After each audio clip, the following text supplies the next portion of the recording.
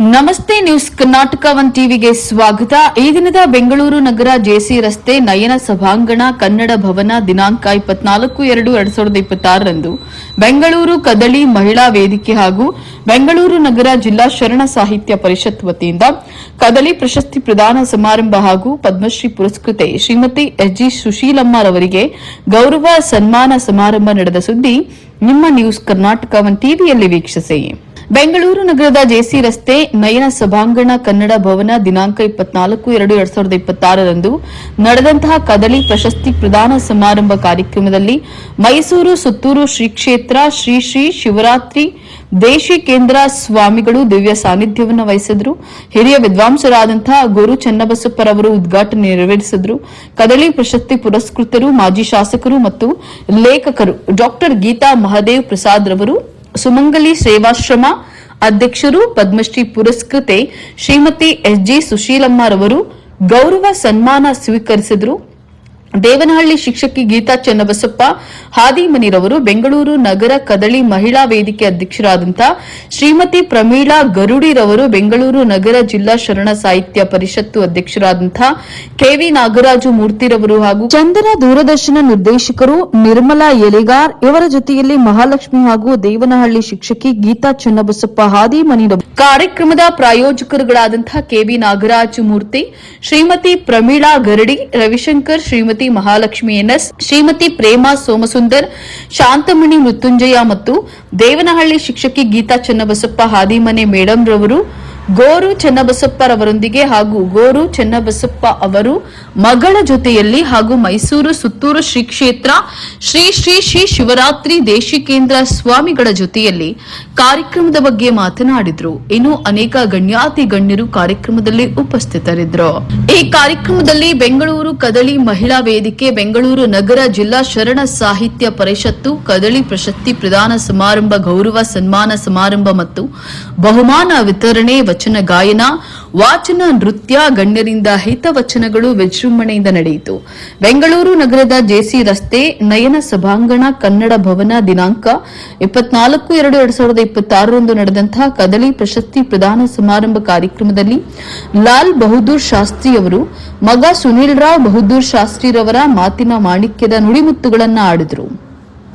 ಲಾಲ್ ಬಹದ್ದೂರ್ ಶಾಸ್ತ್ರಿಯವರು ಪ್ರಧಾನಮಂತ್ರಿ ಆಗುವುದಕ್ಕಿಂತ ಮುಂಚೆ ಹೆಂಡತಿ ಹಾಗೂ 2 ಮಕ್ಕಳು ಮಾತ್ರ ಪರಿವಾರ ಅಂತ ಹೇಳಿ ತಿಳಿಸಿದ್ರು. ದೇಶದ ಪ್ರಧಾನಮಂತ್ರಿ ಆದ ಮೇಲೆ ಅವರ ಮನೆಯವರಿಗೆ ಹೇಳಿದರಂತೆ, ಈಗ ನನ್ನ ಪರಿವಾರ ನಾವು ಮಾತ್ರ ಅಲ್ಲ, ಇಡೀ ದೇಶವೇ ನನ್ನ ಪರಿವಾರ, ಇಡೀ ದೇಶದ ಪ್ರಜೆಗಳೇ ನನ್ನ ಪರಿವಾರ ಇದ್ದಂತೆ, ಅವರಿಗೆ ನನ್ನ ಅವಶ್ಯಕತೆ ಇದೆ, ಅವರಿಗಾಗಿ ನಾನು ಕೆಲಸ ಮಾಡ್ತೀನಿ ಅಂತ ಹೇಳಿ ಮನೆಯಲ್ಲಿ ಹೆಂಡತಿ ಮಕ್ಕಳಿಗೆ ತಿಳಿಸಿದ್ರಂತೆ. ಹೀಗಂತ ಲಾಲ್ ಬಹದ್ದೂರ್ ಶಾಸ್ತ್ರಿ ಮಗ ಸುನಿಲ್ ಶಾಸ್ತ್ರಿ ಅವರು ನೆನಪು ಮಾಡಿಕೊಂಡ್ರು. ಅಲ್ಲದೆ ಅವರ ತಂದೆ ಹೇಳಿದ ಜೈ ಜವಾನ್ ಜೈ ಕಿಸಾನ್ ಘೋಷಣೆ ನೆನಪಿಸಿಕೊಂಡು ಅದರ ಜೊತೆಗೆ ನಾನು ಇನ್ನೊಂದು ಸೇರಿಸುತ್ತೇನೆ, ಜೈ ಇನ್ಸಾನ್ ಜೈ ಜವಾನ್ ಜೈ ಕಿಸಾನ್. ತಾವು ಈಗಲೂ ತಂದೆಯವರು ಹೇಳಿದಂತೆ ಅವರ ಹಾಕಿಕೊಟ್ಟಂತಹ ದಾರಿಯಲ್ಲಿ ಸಾಕ್ತಾ ಇದ್ದೇವೆ ಅಂತ ಹೇಳಿ ತಿಳಿಸಿದ್ರು. ನಾನು ಚಿಕ್ಕ ಮಗುವಾಗಿದ್ದಾಗ ತಂದೆಯವರು ಹೇಳಿದ್ರು, ನನಗೆ ಇನ್ನೂ ನೆನಪಿದೆ, ಯಾವತ್ತೂ ಸುಳ್ಳನ್ನ ಹೇಳಬೇಡ, ಸತ್ಯವನ್ನ ಹೇಳಬೇಕು ಸುನೀಲ್ ಅಂತ ಹೇಳಿ ನನಗೆ ಹೇಳಿದ್ರು ಅಂತ ಹೇಳಿ ನೆನಪು ಮಾಡಿಕೊಂಡ್ರು. ಇನ್ನು ತಂದೆಯವರ ಬಗ್ಗೆ ನಾನು ಅಂತಹ ದೊಡ್ಡ ವ್ಯಕ್ತಿ ಹಾಗೂ ಸರಳ ಜೀವಿಯ ಮಗನಾಗಿ ಹುಟ್ಟಿರೋದಕ್ಕೆ ಪುಣ್ಯ ಮಾಡಿದ್ದೆ ಅಂತ ಹೇಳಿ ಲಾಲ್ ಬಹದ್ದೂರ್ ಶಾಸ್ತ್ರಿಯವರ ಮಗ ಹೆಮ್ಮೆಯಿಂದ ಹೇಳಿಕೊಂಡ್ರು. ತಂದೆಯವರ ಬಗ್ಗೆ ಅವರಿಗೆ ಬೆಂಗಳೂರಿನ ವಾತಾವರಣ ತುಂಬಾ ಇಷ್ಟವಾಯಿತು ಅಂತ ಹೇಳಿ ತಿಳಿಸಿದ್ರು. ಮುಂದೆ ಅವಕಾಶ ಸಿಕ್ಕರೆ ಇಲ್ಲಿಯ ಇರಲು ಬಯಸ್ತೇನೆ ಅಂತ ಹೇಳಿ ಕೂಡ ಇನ್ನು ತಿಳಿಸಿದ್ರು. ಇನ್ನು ಬೆಂಗಳೂರು ನಗರದ ಜೆಸಿ ರಸ್ತೆ ನಯನ ಸಭಾಂಗಣ ಕನ್ನಡ ಭವನ ದಿನಾಂಕ 24/2/2026 ನಡೆದಂತಹ ಕದಳಿ ಪ್ರಶಸ್ತಿ ಪ್ರದಾನ ಸಮಾರಂಭ ಕಾರ್ಯಕ್ರಮದಲ್ಲಿ ಸುತ್ತೂರು ಜಗದ್ಗುರುಗಳು ಮಾತನಾಡಿ ಮಹಿಳೆಯರ ಸಾಧನೆಯ ಬಗ್ಗೆ ಶ್ಲಾಘಿಸಿದ್ರು. ಇನ್ನು ಮಹಿಳೆಯರ ಸೇವೆಗೆ ಸಿಕ್ಕಿರತಕ್ಕಂತಹ ಪ್ರಶಸ್ತಿಗಳಿಗೆ ಅಭಿನಂದಿಸಿದ್ರು. ಲಾಲ್ ಬಹದ್ದೂರ್ ಶಾಸ್ತ್ರಿ ಮಗ ಅವರ ಬಗ್ಗೆ ತುಂಬಾ ಸರಳ ವ್ಯಕ್ತಿತ್ವ, ಅವರ ತಂದೆಯವರು ಕೂಡ ಎಲ್ಲಾ ಒಂದು ಗುಣಗಳನ್ನ ಅಳವಡಿಸಿಕೊಂಡು ಜೀವನವನ್ನ ನಡೆಸ್ತಾ ಇರುವಂತಹ ವ್ಯಕ್ತಿ, ಮೃದು ಸ್ವಭಾವದವರು ಅಂತ ಹೇಳಿ ತಿಳಿಸಿದರು. ಇನ್ನು ಕದಳಿಯ ಬಗ್ಗೆ ಅಭಿಮಾನದಿಂದ ಪ್ರೀತಿಯ ನುಡಿಗಳನ್ನ, ಸಾಧನೆಯನ್ನ ಕುರಿತು ಸಂತೋಷಪಟ್ಟರು. ಶ್ರೀಗಳು ಗೀತಾ ಮಹದೇವ್ ಪ್ರಸಾದ್ ಅವರು ಹಾಗೂ ಸುಶೀಲಮ್ಮನವರು ಸುತ್ತೂರು ಶ್ರೀಗಳಿಂದ ತಮಗೆ ನೀಡಿರುವಂತಹ ಕದಳಿ ಸನ್ಮಾನವನ್ನ ತುಂಬಾ ಗೌರವದಿಂದ ಸ್ವೀಕರಿಸಿ ಶ್ರೀಗಳಿಗೆ ಅಭಿನಂದನೆಗಳನ್ನ ಸಲ್ಲಿಸಿದ್ರು.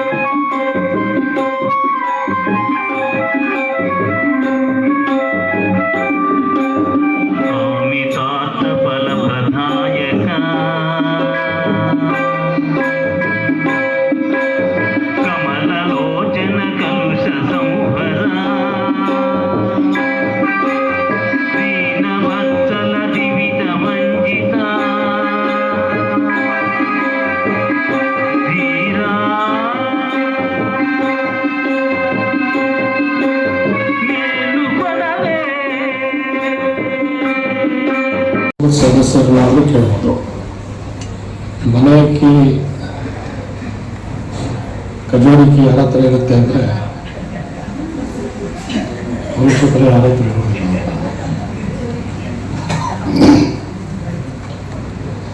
ಅಂದರೆ ಸತಿಪತಿಗಳು ಒಂದಾಗಿ ಪರಸ್ಪರ ಅನ್ಯೋನ್ಯತೆಯಿಂದ ಪರಸ್ಪರ ಮನಸ್ಸುಗಳನ್ನು ಅರ್ಥ ಮಾಡಿಕೊಂಡು ಯಾರ ಮನಸ್ಸಿಗೂ ಯಾರಿಂದಲೂ ಘಾಸಿಯಾಗದ ಹಾಗೆ ಜೀವನ ನಡೆಸ್ತಕ್ಕಂಥದ್ದು ಈ ದಿನಮಾನದ ಮುಖ್ಯವಾದಂಥ ಅಗತ್ಯ ಆಗಿದೆ. ಆ ಕುರಿತು ಒಳ್ಳೆಯ ಮಾತುಗಳನ್ನು ಹಂಚಿಕೊಂಡಿದ್ದಾರೆ. ಶ್ರೀಮತಿ ಡಾಕ್ಟರ್ ಸುಶೀಲಮ್ಮನವರೇ, ಪದ್ಮಶ್ರೀ ಪ್ರಶಸ್ತಿ ಬರುವಂತಹದ್ದು ಅಷ್ಟು ಸುಲಭವಲ್ಲ.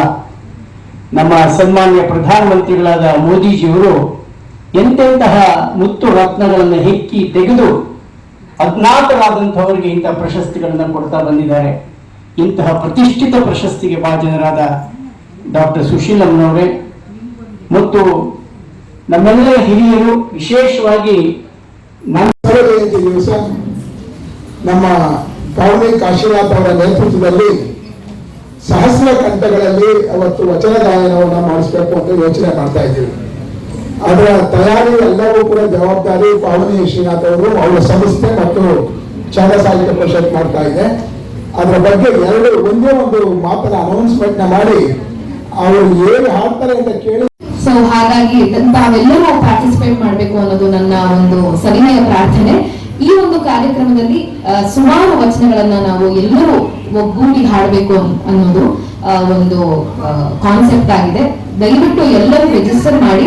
ನಿಮ್ಮ ಪ್ರೆಸಿಡೆಂಟ್ ಮಹಾಲಕ್ಷ್ಮಿ ಆಮೇಲೆ ಸರ್ಕಾರಿ ಸೇವೆ, ಹಾಗೆಯೇ ಸರ್ಕಾರಿ ಸೇವೆಯ ನಂತರವೂ ಕೂಡ ತಮ್ಮ ಜೀವನ ಪರ್ಯಂತ ಸಾರ್ವಜನಿಕ ಸೇವೆಯನ್ನು ನಡೆಸಿಕೊಂಡಿರ್ತಕ್ಕಂಥ ಇಬ್ಬರು ಅತ್ಯಂತ ಪ್ರಮುಖವಂತ ಅಂದರೆ ಗುಬ್ಬಿರುವಂತಹ ಡಾಕ್ಟರ್ ರೇವಂತ್ ಸಿದ್ದಯ್ಯ ಆಗಿದ್ದಾರೆ. ಅಂದ್ರೆ ಇದುವರೆಗೂ ಕೂಡ ಅವರು ಯಾವತ್ತೂ ಕೂಡ ಯಾವ ಪ್ರಶಸ್ತಿಗಳು ಯಾವುದಕ್ಕೂ ಕೂಡ ಆಸೆ ಪಟ್ಟವರೇ ಅಲ್ಲ.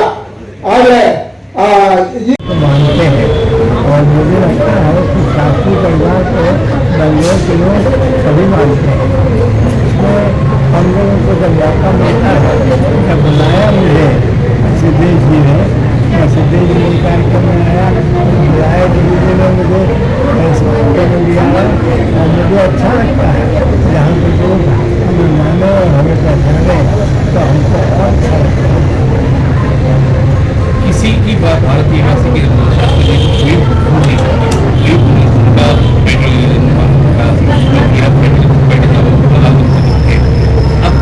आपके वास्तविक स्थिति में भारत के बारे में आपको क्या लगता है? अब क्या राय है?